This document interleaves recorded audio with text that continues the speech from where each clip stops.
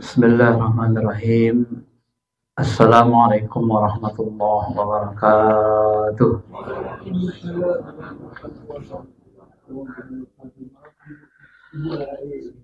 Alhamdulillah.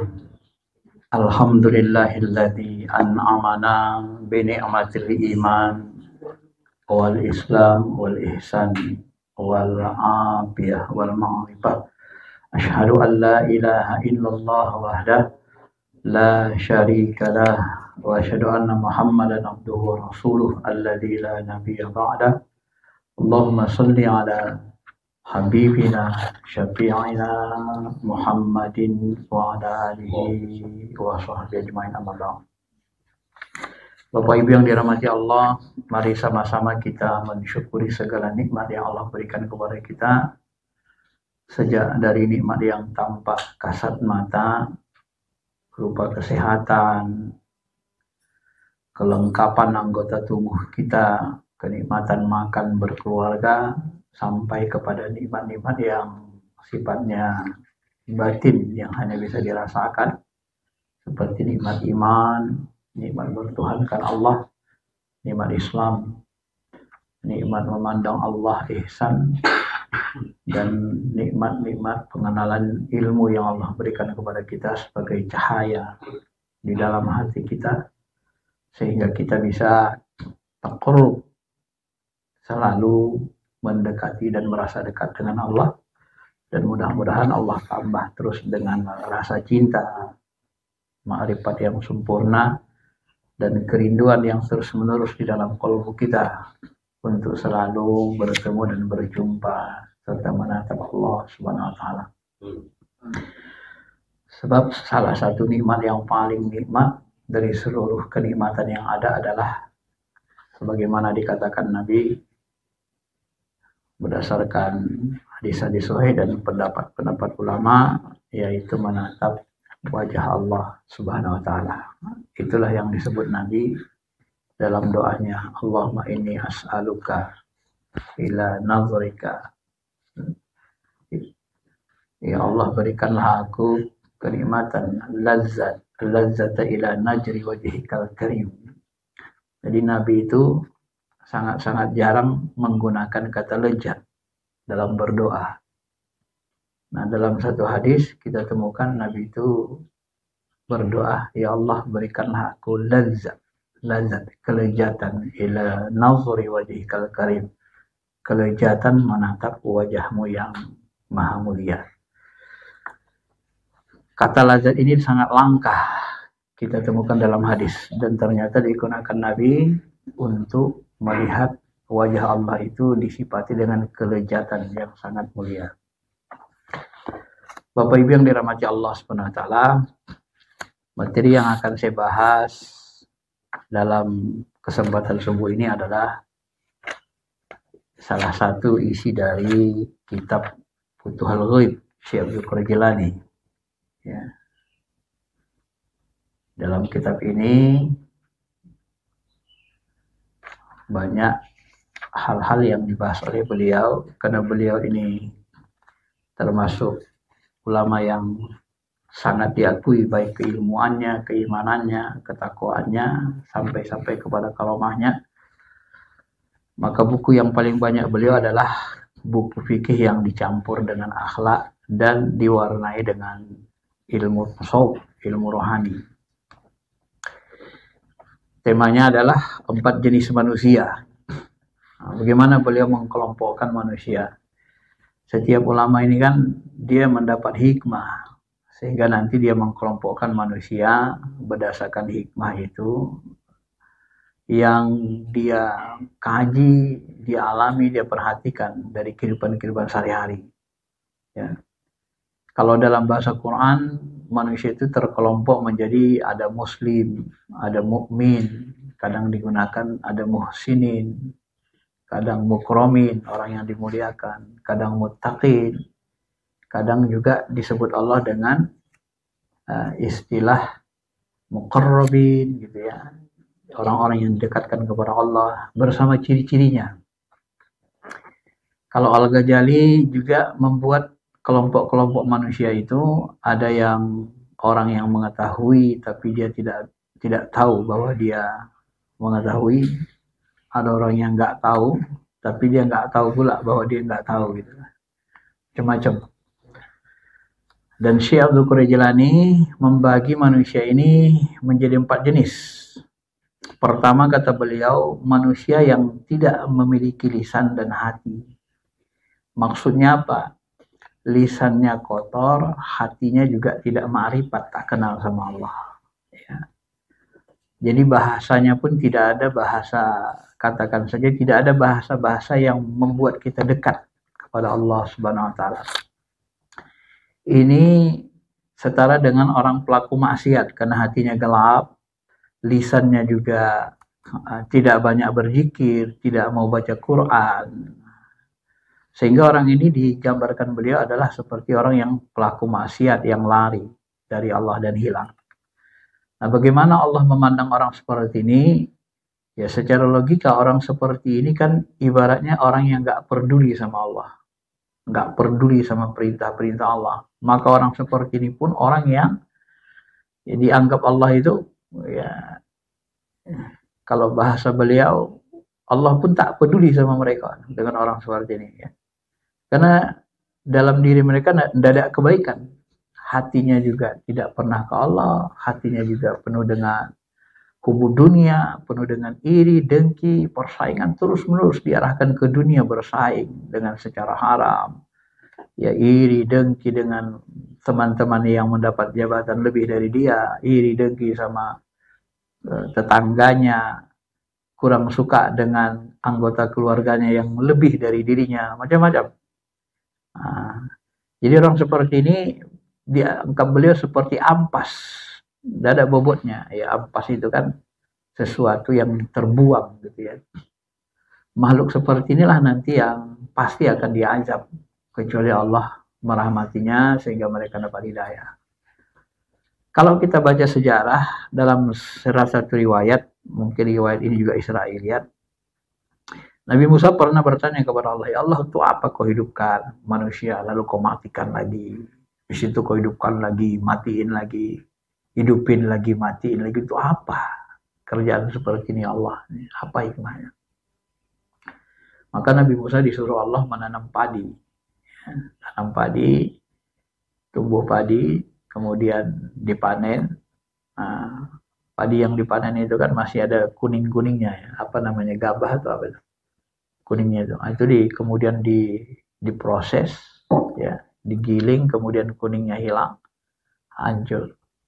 Kemudian tinggal padinya yang putihnya itu jadi beras jadinya kan.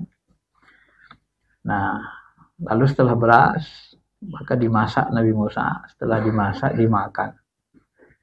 Setelah itu Allah katakan, tanya, apakah engkau sudah paham dari perbuatan itu? Nah, lalu Nabi Musa mengatakan, belum paham ya Allah, maksudnya apa? Ya seperti itulah perumpamaannya. Jadi engkau tanam padi, setelah tumbuh engkau panen, engkau akan ambil berasnya, manfaat yang bermanfaat. Sedangkan yang kuning-kuningnya itu kan kau buang ke tong sampah dan kau bakar. Nah, begitulah dalam kehidupan ini. Jadi aku tumbuhkan, hidupkan manusia, orang-orang yang taat, yang bermanfaat, ya, yang bermanfaat bagi agama, bangsa, negara, bagi kehidupan dunia dan akhirat. Ini seperti beras. Tapi orang-orang yang tidak bermanfaat tak bisa dimanfaatkan, tak memberikan kebaikan, kenikmatan bagi kehidupan dunia akhirat. Maka orang seperti ini seperti kuning-kuning padinya itu tadi, ampasnya itu. Nah, itulah yang dibuang dan dibakar karena dia tidak bermanfaat bagi kehidupan. Nggak bisa difungsikan lagi kan. Mau dimakan nggak bisa, mau diapa nggak bisa. Akhirnya dibakar. Nah, begitulah perumpamaan orang-orang yang durhaka. Orang-orang yang hatinya, ya, lisan dan hatinya ini dianggap tidak memiliki. Kenapa dianggap beliau tak memiliki hati dan lisan dan hati? Karena lisannya tidak pernah berzikir, tidak pernah menyebut nama Allah. Hatinya juga apalagi sama. Nah, orang seperti ini orang yang paling buruk. Maka kata beliau, Bapak Ibu, untuk menghadapi orang seperti ini kita harus hati-hati. Jangan kita sampai menjadi bahagian dari mereka. Ya. Dan kita nggak perlu gerasa gelisah dalam menghadapi mereka. Perlu gerasa gelisah. Karena mereka ini pasti nanti akan mendapat azab, kemurkaan dari Allah. Ya, kita berlindung kepada Allah dari orang seperti ini. Nah, kecuali, kata beliau, kecuali kita adalah seorang ulama, seorang pendakwah, kuat rohani kita. Maka apabila kita termasuk pendakwah, pengajar kebajikan, seorang guru, maka kita memberi petunjuk, mengingatkan mereka, nggak apa-apa. Tapi kalau kita nggak kuat, nggak untuk dakwah, jangan terlibat, jangan menjadikan mereka teman akrab. Nanti kita akan hanyut, terbawa, dan hancur. Karena rohani kita nggak kuat. Inilah yang disebut Nabi dalam bahasa hadis, al-mar'u, seseorang itu ala dini khalidih. Seseorang itu nanti kualitas agamanya setara dengan teman akrabnya. Jadi kalau kita berteman akrab dengan orang seperti ini yang penuh lalai, nanti kita juga akan ikut lalai. Rusak kita dibuatnya. Maka hati-hati. Nah, kecuali memang kita mau berdakwah, mau ngajak mereka kebajikan, nah boleh, silahkan dekati. Kalau tidak, jangan. Ya, nanti kita akan hancur. Nah, ini dikatakan beliau. Kenapa kita boleh mendekati mereka untuk demi dakwah, untuk mengajak kebaikan? Memang itu tugas kita kan. Dan Allah Subhanahu Wa Taala akan berikan pahala yang besar. Ya, misalnya dikatakan dalam hadis, ya, Nabi SAW pernah bersabda kepada Ali, hai Ali, jika dengan lisanmu, dengan perbuatanmu orang mendapat hidayah, dengan petunjukmu, karena kau suruh melaksanakan kebajikan, maka itu lebih baik bagimu dari dunia dan seisinya. Dalam hadis lain, jika Allah SWT membimbing orang karena diri kita, maka lebih baik bagimu dari terbitnya matahari. Artinya, ada istilah sababul hidayah. Maka dalam salah satu doa orang-orang jemaah tabligh yang bagus itu adalah, ini doanya hikmah, ya Allah jadikanlah aku sebab hidayah bagi orang lain. Jadi asbabul hidayah. Jadi kita jadikan diri kita sebab dapat hidayahnya orang lain. Nah, apabila sebab diri kita, dakwah kita, penyampaian kita, orang lain dapat hidayah, dapat petunjuk dari Allah, maka ini lebih baik dari dunia dan seisinya. Bahkan dalam hadis sahih disebut adalu ala khair kafa'ilih. Kita tunjuki orang berbuat baik, kemudian dia berbuat baik, dapat hidayah, maka semua kebaikan yang dia lakukan tadi kena asbab kita hidayahnya, itu semuanya kita dapat. Orang yang menunjuki kebaikan, dia mendapat kebaikan yang sama seperti yang orang lakukan tadi. Nah, hadis inilah yang kalau saya sendiri pribadi dari kecil ini saya baca waktu di Sanawiyah, waktu di Aliyah. Ini terus muncul hadis ini dalam pelajaran Al-Qidah Akhlak, Quran Hadis. Dan ini yang membuat saya teguh untuk bercita-cita menjadi dosen, pengajar. Kenapa? Karena katanya, ya ada doa alal khair kafa'ilih. Orang yang menunjuki kebaikan itu setara dengan orang yang melakukannya. Ya. Jadi dosen-dosen saya yang mengajari saya atau guru-guru mursyid yang mengajari saya, ketika saya beramal berzikir, mereka dapat semua pahalanya. Kenapa? Karena ajarannya dari mereka. Maka Bapak Ibu yang dirahmati Allah, keutamanya ini besar sekali kan? Nah, sehingga dalam hadis sahih di bab ilmu ulama yang disebutkan Al-Ghazali, dalam kitab Ihya itu dibahas petunjuk-petunjuk keutamaan itu mengajarkan ilmu. Salah satu di situ disebut adalah nanti akan ditimbang, dalam hadis tersebut, tinta ulama dengan darah syuhada. Di tinta ulama itu ditimbang, kitab-kitab yang ditulis ulama itu ditimbang ya, sama darah syuhada. Ternyata nanti menang tinta ulama, lebih banyak tintanya daripada darah syuhada. Nah, itu membuat kita termotivasi. Maka seluruh kehidupan kita ini Bapak Ibu, sebenarnya Allah inginkan kalau kita terjun ke dunia yang cenderung maksiat, cenderung lalai, maka kita harus niatkan untuk kebaikan, untuk ngajak kebaikan, dakwah. Nah, maka tidak salah nih misalnya ada orang yang masuk ke diskotik, dia ulama, dia kuat rohaninya, dia rasa, dia masuk, kemudian dia coba memberikan orang penjelasan. Dia tidak ada niat maksiat, tapi untuk berdakwah. Orang jemaah tabligh kan gitu Pak, kan diskotik itu dimasuki mereka aja kan. Saking beraninya. Karena niatnya dakwah, bukan untuk melihat maksiat tadi. Ya, mana tahu ada 1-2 orang dapat hidayah kan. Ya, karena mereka ini jos, ini semangat kali, jos kali nih ya. Masuk ke diskotik pakai jubah kan. Tiba-tiba ada yang kagum lalu ngikut karena diajak baik, lemah lembut ngikut. Akhirnya tobat. Nah, itu ya. Seperti itu. Jadi kalau kecuali untuk dakwah, kalau untuk dakwah maka kita boleh bergabung. Kalau tidak, jangan, kita nanti hancur digilas. Ya. Ini yang pertama. Kemudian manusia kelompok kedua adalah orang yang memiliki lisan, tapi nggak memiliki hati. Oh, lisannya bagus, kalau ngomong luar biasa hikmahnya. Kan? Lisannya bagus sekali, kalau ngomong hikmah, tapi nggak memiliki hati. Ya. Depan orang lain nampak dia ahli ibadah, tapi waktu sendiri dia seperti serigala yang memakan bangkai, makan pakaian, gitu ya. Ini yang digambarkan Allah dengan orang munafik. Ya. Nabi SAW paling takut dengan orang ini, orang seperti ini. Nah, ya. Orang munafik ini, bahkan ada satu riwayat kita baca dalam hadis ini lebih mengerikan dari Dajjal. Dajjal itu kan bohong.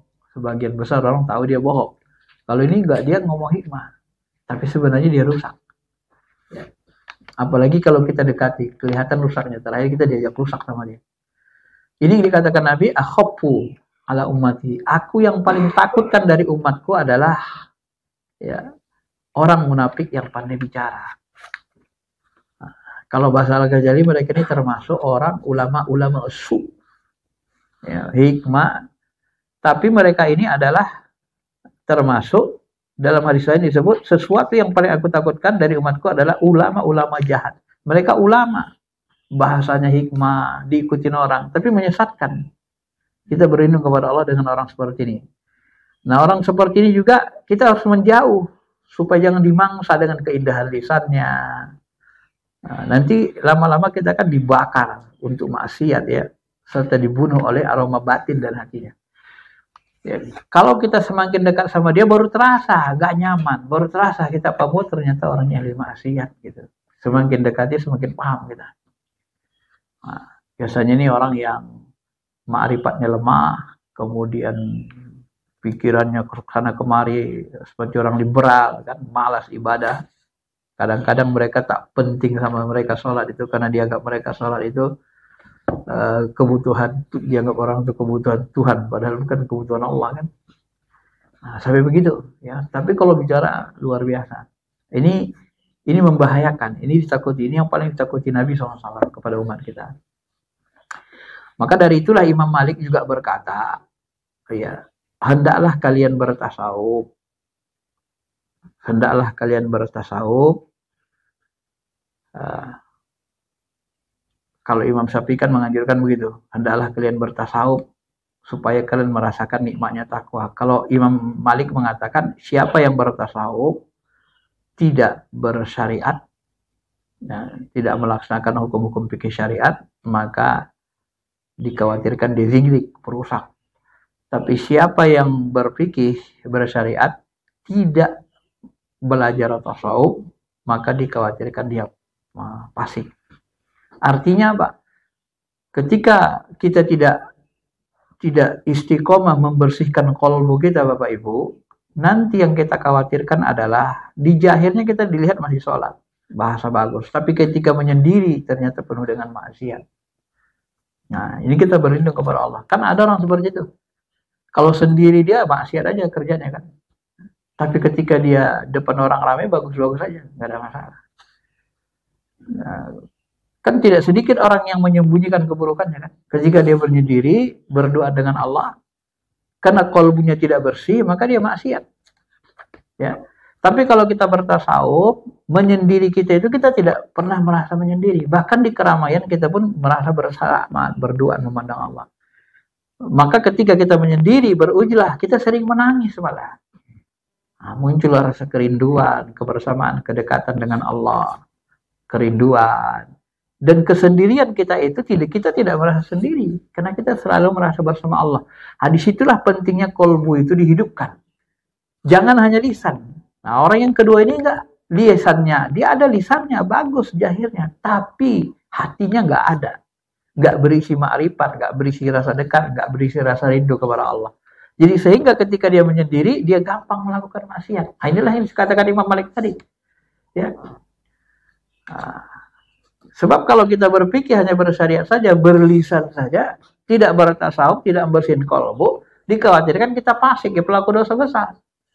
Nah, akhirnya waktu menyendiri kita, kadang-kadang kan ada sebagian ulama itu waktu menyendiri dia katakan aja minum minuman keras gitu kan.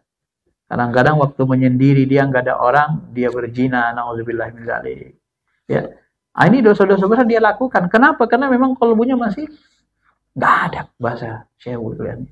Lisannya aja yang ini. Nah, ini yang bahaya ya, orang munafik. Kita berlindung kepada Allah dari orang seperti ini.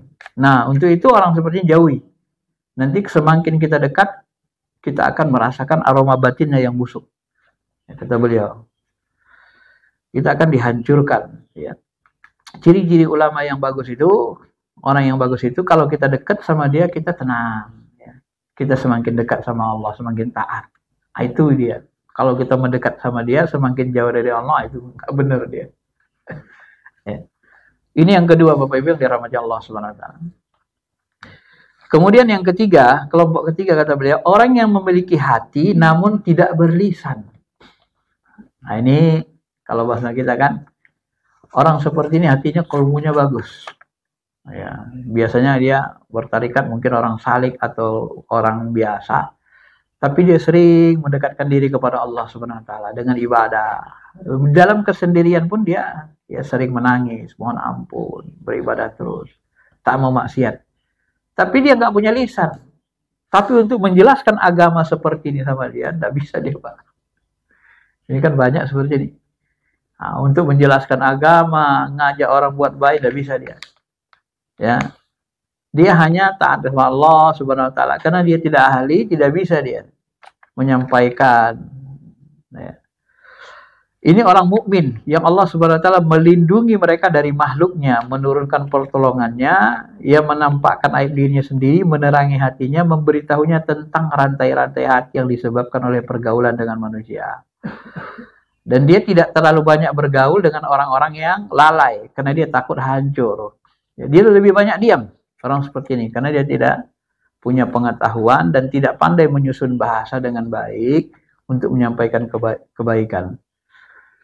Nah, dia juga meyakini, kata beliau, kebaikan itu banyak bisa diraih dengan banyak diam. Barang siapa yang diam, kata Rasul, maka ia akan selamat.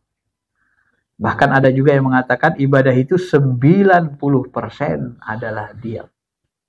Nah, jadi diam itu 90% ibadah. Kalau ditanggapinya takut salah paham, bahasanya salah, nggak bisa dia aja, diam aja. Orang seperti ini, karena hatinya bagus. Ya. Dalam kehidupan sehari-hari ada seperti banyak juga orang seperti ini kan. Saya pernah menemukan juga ada tetangga saya sudah almarhum. Saya setiap kali saya coba dia mancing, membicarakan orang lain, dia nggak mau ikut, nggak mau terlibat. Padahal saya pancing dia kan, cuman begini-begini, bapak itu gini-gini, saya bilang di masjid kan, dia nggak mau. Lalu dia manggil abang sama saya, bang, kalau kita cerita ini gimana bang, cerita yang lain. Jadi nggak mau gitu, asal kita pancing ghibah dia nggak mau ghibah itu.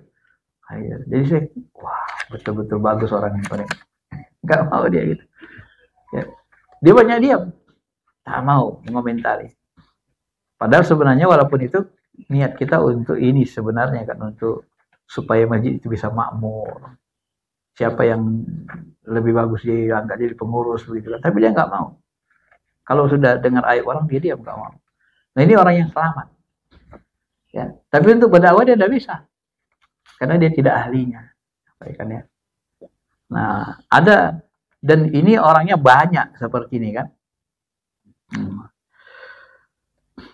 Nah untuk orang yang seperti ini, ya, ia dijaga oleh Allah, mendapatkan keselamatan dan akal yang banyak. Nah, dia diberikan hikmah ke dalam kalbunya. Dia menjadi teman. Beliau membahasakannya teman Allah Subhanahu wa Ta'ala, ya. Teman zat yang maha sempurna. serta diberikan kenikmatan, ibadah-ibadahnya nikmat, ya. Untuk seorang seperti ini kita harus membelanya, bersahabat. Dijadikan sahabat orang seperti ini. Karena semakin dekat kita, semakin paham, oh orang ternyata baik. Semakin dekat, oh ini orang baik rupanya. Ya.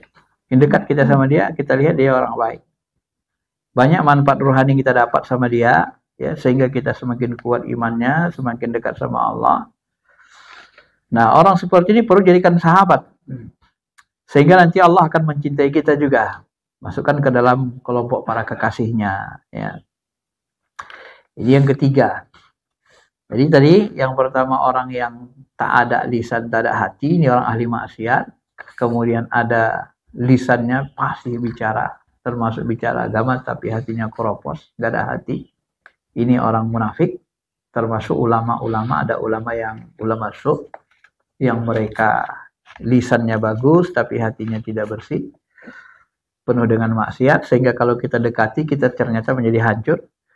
Ada juga manusia yang lisannya tak ada, tak pandai cakap dia, tapi hatinya, kalbunya bagus, selalu berdua-duaan dengan Allah dan selalu merasa dekat, ibadahnya juga bagus. Yang keempat, kata beliau, adalah orang yang dipanggil di alam malakut dengan sebutan azim. Jadi di alam malakut orang ini dipanggil dengan azim, orang yang mengagumkan gitu ya. Hal ini dikatakan dalam sebuah hadis Nabi SAW. Ciri orang ini bagaimana? Yang keempat ini, dia punya lisan, punya hati. Di alam malakut, kata Nabi, dipanggil dengan istilah al-azim. Kata Nabi SAW, siapa yang mempelajari ilmu, ini belajar ilmu, kemudian dia tahu ilmunya, kemudian dia amalkan, ya, kemudian dia sampaikan, dia ajak orang berbuat baik, maka dia dipanggil di alam malakut dengan sebutan al-azim. Inilah orang yang agung, yang dianggap Allah besar. Jadi malaikat-malaikat pun kagum sama dia. Kenapa? Karena dalam bersama orang ramai dia soleh, lisannya juga menyampaikan kebaikan. Saat menyendiri dia pun banyak menangis. Ya, masa dekat dengan Allah, di tahajudnya dia nangis, mohon ampun.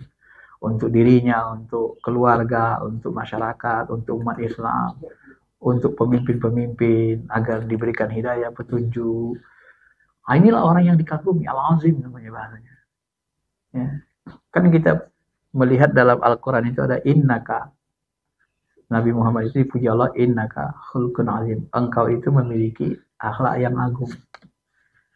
Nah, salah satu sebutan azim itu ternyata muncul dari ini, kata Nabi SAW. Dari amalan ini. Jadi kita belajar ilmu, pelajarinya, kemudian kita amalkan. Setelah kita tahu ilmunya, kita amalkan. Dan kita sampaikan juga.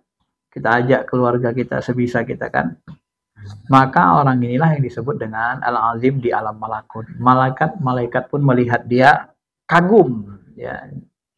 Kenapa dia dikagumi? Ya malaikat kagum. Di kesendiriannya pun dia tidak maksiat gitu.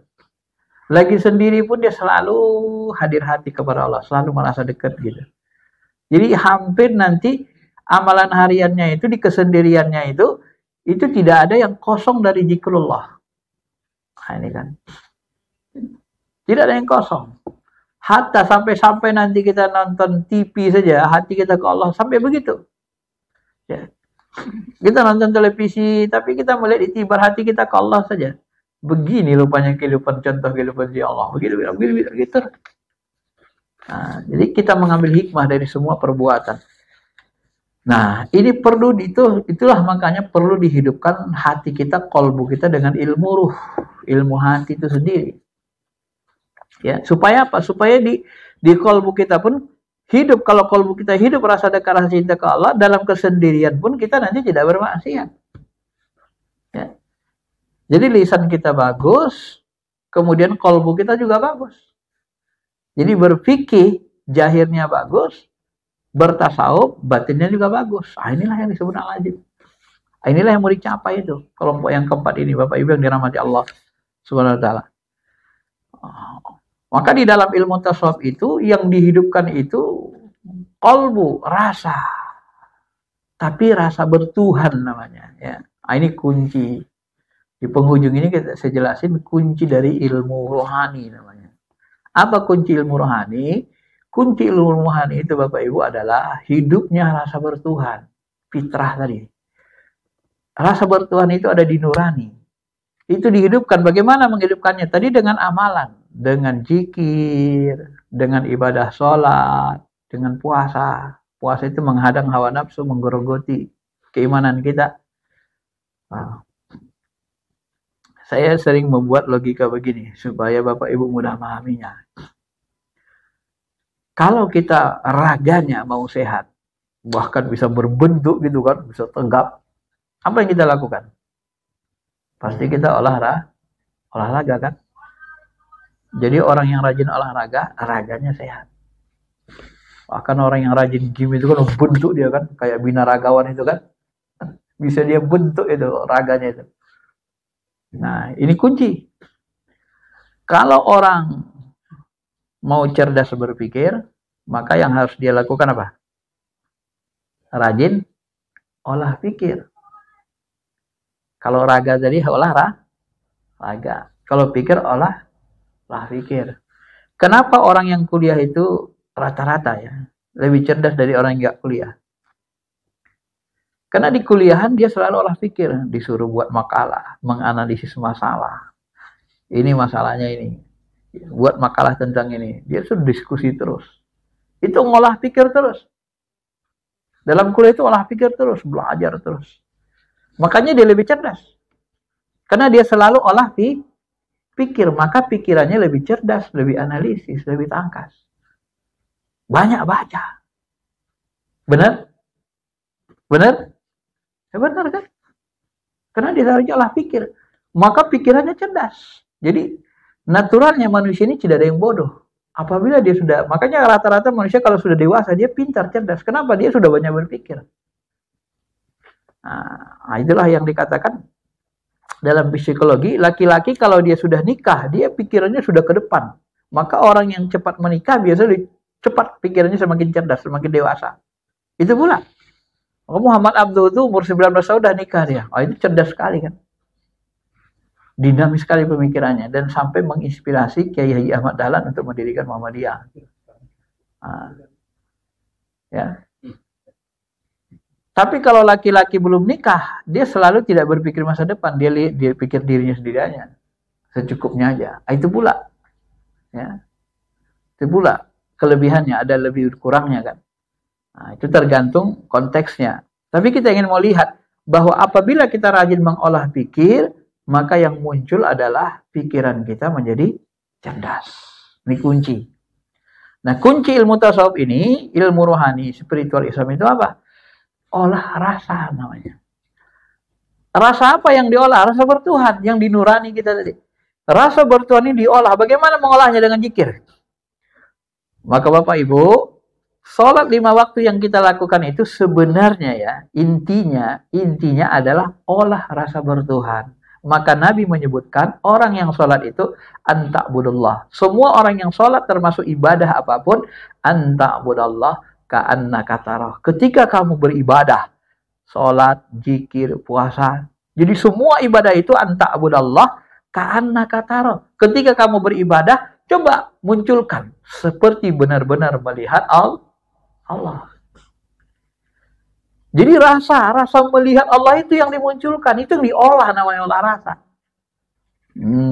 Termasuk kita ngaji gini kan, kajian. Ini olah rasa Bapak Ibu. Anta'budallah ka'annaka tarah. Engkau melihat Allah, engkau menyembah Allah, engkau beribadah. Di situ dikatakan Nabi ibadah kan. Ibadah itu sebenarnya umum, tidak hanya sholat. Cuman pokok ibadah sholat, gitu aja. Maka apabila kau beribadah kepada Allah, ka'annaka tarahu, seperti benar-benar melihat Allah, seperti benar-benar. Nah, itu tadi diolah. Maka bahasanya seperti benar-benar, seperti anna, sungguh-sungguh, tarahu, melihat Allah. Jadi diolah rasa bertuhan itu. Nah, jadi ketika kita rajin mengolah rasa bertuhan, ya maka nanti kita merasa fa illam takun tarah fa innahu yara. Apabila kau belum bisa menyaksikan Allah, engkau akan merasa diperhatikan Allah. Nah, muncul takarub kan? Muncul takarub seperti merasa dekat, diperhatikan Allah, sampai nanti muncul rasa cinta rindu, akrab. Akrab, cinta rindu. Maka puncak dari ilmu spiritual Islam, tasawuf, tarekat ini adalah munculnya ma'rifat. Setelah ma'rifat nanti kenal Allah, muncullah rasa cinta dan rindu. Orang yang tidak ma'rifat, maka dia tidak akan mendapatkan cinta yang sebenar. Dia tidak akan jatuh cinta dengan cinta yang sebenarnya kepada Allah. Ya. Itu mirip ketika kita sebelum nikah misalnya kan. Kenapa kita bisa jatuh cinta? Karena kita mengenali orang yang kita cintai. Dari sisi keindahan, kadang fisiknya, akhlaknya, baiknya, hatinya. Kita merasa dia nyaman kita sama dia. Kita merasa dia baik, cocok sama kita. Barulah kita jatuh cinta. Karena sudah kenal zahir batinnya. Nah, Allah Ta'ala pun begitu. Apabila rasa bertuhan itu kita olah dengan ibadah-ibadah, maka nanti lama-lama dia bersih, rasa bertuhan itu hidup. Ya, seperti raga tadi, apabila diolah raga itu betul-betul, akhirnya lama-lama berbentuk dia kan. Jadi binaragawan kita, karena rajin diolah. Rasa itu pun begitu, diolah rasa bertuhan itu. Olah rasa namanya. Maka ilmu spiritual ini ilmu olah rasa. Rasa apa yang diolah? Rasa bertuhan. Sehingga muncul rasa kita menyaksikan, memandang Allah.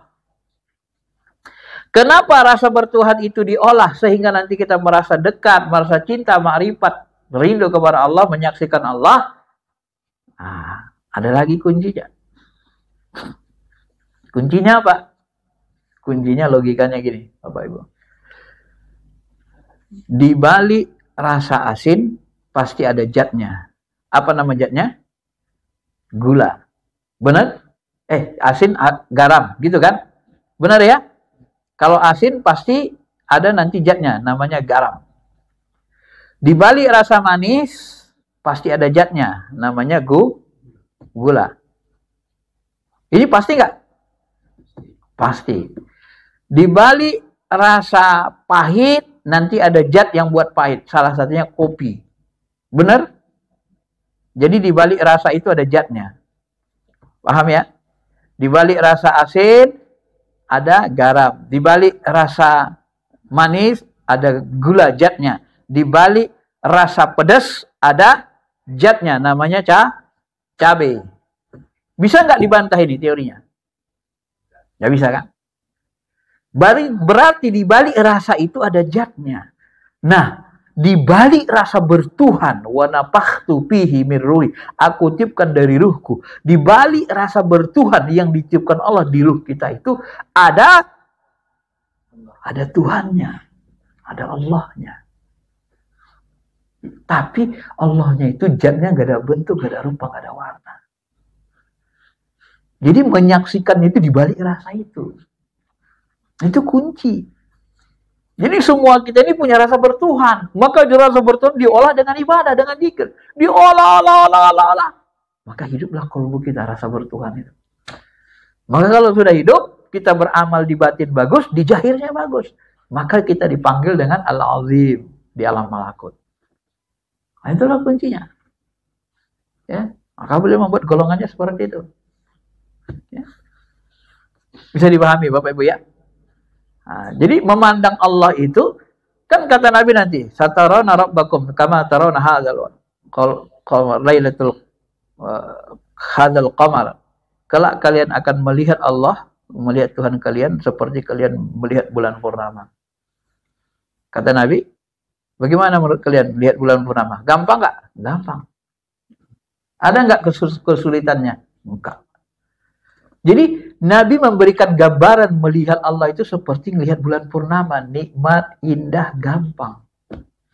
Paham? Dan bagaimana supaya kita bisa melihat Allah? Rasa bertuhan itu. Begitu dia diolah nanti tajam, gampang sekali. Jadi melihat Allah itu seperti melihat bulan purnama. Mudah, gampang. Walaupun zatnya, bentuknya tidak seperti bulan purnama. Jadi Nabi memberi perumpamaan dia. Gampang nggak? Gampang menyaksikan Allah. Ya. Kita kan malas olahraga, sehingga kita merasa sulit untuk badan kita berbentuk seperti binaragawan. Kenapa? Susah Pak, lama kan? Harus olahraganya lama. Ya. Begitu juga untuk jadi cerdas pintar, lama mengolah pikir, olah pikir. Begitu juga untuk ma'rifat. Ya, untuk menyaksikan Allah, lama olah rasa itu, tidak bisa sebentar. Nah, itulah kuncinya. Jadi ada olahraga untuk fisik raga, ada olah pikir untuk pikiran, ada olah rasa untuk batin, ruhani. Nah, itu makanya disebut ilmu ruhani Islam itu, ilmu ruh, ilmu spiritual itu adalah ilmu olah rasa. Rasa apa? Rasa bertuhan. Nah, harus dibatasi gitu. Rasa apa yang diolah? Rasa bertuhan, bukan syahwat. Rasa bertuhan, Pak. Nah, di balik rasa bertuhan itu ada zatnya, ada Allahnya. Di balik rasa keimanan itu di baliknya ada Allah yang menciptakan keimanan itu, yang memberikan dalam qalbu. Maka ketika kita berbicara tentang ruh, Allah katakan bahasa secara umum, yas'aluna kanir ruh, kulir ruhu min amri rabbi. Ketika hambaku bertanya tentang ruh, katakan ruh itu min amri. Min dari amri, amar, perintah. Ruh itu bergerak min, di bawah perintahku. Artinya ruh itu gerakannya, itu langsung di bawah perintah Allah. Jadi yang paling dekat dengan Allah itu ruh. Di dalam ruh itu ada rasa bertuhan, rasa nurani, rasa bertuhan. Nah, di balik rasa bertuhan itu ada Allah yang memberikannya. Maka di balik rasa bertuhan, rasakan. Itu adalah zatnya. Itulah dia. Yakini dulu, punya keyakinan kita di balik rasa bertuhan itu ada Allah. Nah, itu diolah terus sampai kita merasakan, menyaksikan di balik rasa bertuhan itu, kita menyaksikannya seperti menyaksikan bulan purnama mudahnya. Sehingga kita tidak ada keraguan lagi dengan Allah Ta'ala. Kenapa? Karena kita nyata menyaksikannya. Maka Allah sebut huwa zahir. Allah itu zahir. Zahir itu apa? Nyata. Bulan purnama itu nyata nggak? Nyata, gampang nggak memperhatikannya, menyaksikannya, gampang. Nah, seperti itulah menyaksikan Allah. Diberikan Nabi perumpamaan, seperti menyaksikan bulan purnama, gampang dan nyata, tak menyisakan keraguan. Ya, nah, maka dikatakan beliau, inilah merupakan orang yang ma'rifat mengenal Allah dan ayatnya, dia menitipkan di dalam hatinya segala ilmunya yang gharib, yang ganjil, serta membuatnya mampu mengkaji segala rahasia yang tidak diketahui selain Allah Ta'ala. Sehingga nanti qalbu itu bisa mendapat berdialog, bisa mengkaji hal-hal yang rahasia. Nah, hal-hal rahasia. Kenapa para sufi-sufi besar yang paling banyak rahasia diberikan Allah? Ya karena mereka paling dekat, Pak. Karena belajar itu ilmu rohani, ketuhanan. Nggak usahlah susah-susah misalnya. Kita coba perhatikan misalnya saja, ini kita contohinnya. Ibnu Athaillah, dia menulis kitab Al-Hikam. Kenapa kitab Al-Hikam ini berbeda dengan kitab-kitab lain, karangan ulama? Ya karena Al-Hikam ini ditulis orang ahli spiritual. Bahasanya dari kolbu, dari ilham. Dituliskannya. Jadi zauknya, rasanya berbeda dengan kitab-kitab biasa. Kitab biasa itu banyak gunakan titik beratnya ke akal, pikiran, analisis. Apalagi pikir kan. Jadi ketika kita baca hikam, kita harus gunakan kolbu dengan akal. Ketika kita baca fikih, kita banyak gunakan akal. Kolbunya lebih sedikit. Karena dia terbit dari kolbu. Maka disitulah kita bisa merasakan, oh ini bahasanya dari kolbu. Pendekatannya kolbu, ini bahasanya akliyah. Nah, dari situlah makanya menulis buku-buku kitab seperti Al-Hikam itu tidak bisa semua ulama. Dia harus ulamanya ulama khas. Yang ahli kolbu. Kalau nggak bisa. Nggak bisa semua ulama. Tapi kalau tulisan biasa, buku biasa, semua ulama bisa kan. Tapi kalau tulisan kayak Al-Hikam, nggak bisa. Sedang Ibnu Taimiyah aja tidak punya kitab seperti Al-Hikam sejenis itu. Nggak bisa kan.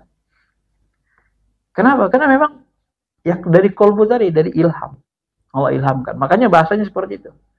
Menguatkan Al-Quran, hadis, merinci sebahagiannya. Ya. Nah orang ini Allah akan memuliakannya, mengagungkannya, menariknya, meninggikannya, mendekatkannya ke pintu kedekatan. Nah ini disebut tadi muqarrabin, membimbingnya dan melapangkan dadanya. Karena diterimanya segala rahasia dan ilmu itu, dia menjadikan ia sebagai orang pintar, dai bagi para hamba-hamba Allah. Maka semua mursyid kita ini Pak, Bu, kalau saya perhatikan semuanya itu cerdas-cerdas.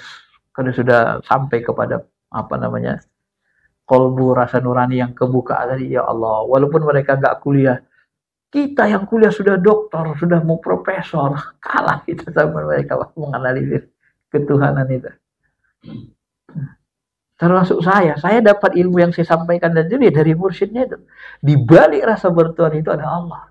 Di balik rasa manis itu ada gula. Di balik rasa pedas ada cabai. Itu ilmunya dapat dari mursyid. Saya nggak tahu dulu itu, nggak begitu logikanya pikirnya. Itu dapat dari mursyid kita. Ilmu seperti itu. Ya, itu jarang-jarang ada di kitab menyebutkan itu. Karena di balik rasa ada zatnya. Gak mungkin. Maka sifat dan zat, rasa itu sifat. Dengan zat itu tidak terpisah. Itu berdekatan, berhampiran. Ya. Nah, begitulah mereka menjelaskan ilmu ketuhanan itu. Pintar, cerdas. Ya. Selalu berbuat benar, ya. Jujur, serta menjadi pengganti. Mereka ini yang disebut nanti yang menggantikan kenabian dan kerasulan. Ini memang kita menyaksikan juga sebenarnya ya. Saya sendiri sebenarnya di waktu apa namanya, di waktu dalam posisi kita ada masalah, kita sedih, minta bantuan Allah, kita teringat kepada Nabi SAW. Ya Allah, seandainya ada Rasulullah, ada Nabimu hari ini, maka sebenarnya kehidupan kita ini tak sesulit sekarang ini, gitu kan? Kadang kita begitu, Pak. Kalau dalam posisi susah kan, sulit. Apalagi kalau kita mikirin negara gini kan. Pusing kita kan. Karena kita mikir seandainya Nabi SAW hadir hidup hari ini, kondisinya tidak seperti ini gitu kan. Nah, kenapa ya? Kalau ada masalah kita tinggal tanya ke Nabi, ya Rasulullah begini-gini. Orang pun nggak merasa. Ini kadang-kadang ormas Islam ini kan semuanya merasa paling benar kan. Coba ormas Islam kan gitu, susahnya nyatu kayak gitu. Nah, Salafi dia paling benar, HTI juga dia merasa paling benar. Kalau nggak mendukung gerakan khilafah, kita dianggap benci khilafah, benci syariat. Padahal kadang-kadang kita tidak suka cara dia saja kan. Kalau bahasa Tuhan, kan kul ya'mal ala syakilati. Setiap orang berbuat sesuai dengan profesinya. Di mana profesi kita? Kalau di kampus, di DPR, atau di BUMN, atau di mana? Ya sudah, buat baik saja di situ. Di tempat kerja kita itu. Nah, seperti yang tadi, tak bisa kita kelompok 4, lisan bagus, hati bagus, minimal ya. Kelompok 3, hati kita bagus. Walaupun kita tidak bisa berdakwah ngajak orang ramai, paling tidak hati kita bagus, kita bisa mencontohkan berbuat baik, tidak merusak negara. Ya, sampai nanti pada waktunya akan datang. Ya. Ini bahagian dari rahasia Allah Subhanahu Wa Taala kapan datangnya khilafah itu. Yang pasti kalau menurut hadis setelah nanti Imam Mahdi hadir. Apakah Imam Mahdi hadir di Baiat di Makkah? Belum datang? Nah, belum. Tunggu aja lah, gitu kan. Nggak usah dipaksa-paksakan kali. Tapi kalau mau diusahakan, silakan saja. Tapi kalau sampai dipaksa, yang menyebabkan kita nanti bertempur, berperang, perang saudara, itu lebih, risikonya lebih tidak rasional, tidak baiknya.